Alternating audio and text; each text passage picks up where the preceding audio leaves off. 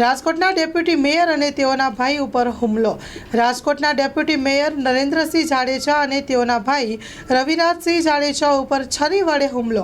કુખ્યાત સની પાજીકા ધાબાના સંચાલક સની અને તેના શાગરીતો દ્વારા કરવામાં આવ્યો હતો હુમલો।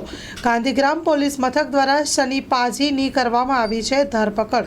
ઈજાગ્રસ્ત ડેપ્યુટી મેયર અને તેઓના ભાઈ ખાનગી દવાખાનામાં દાખલ કરવામાં આવ્યા છે। Story report by Sandeep Chavda, Rajkot.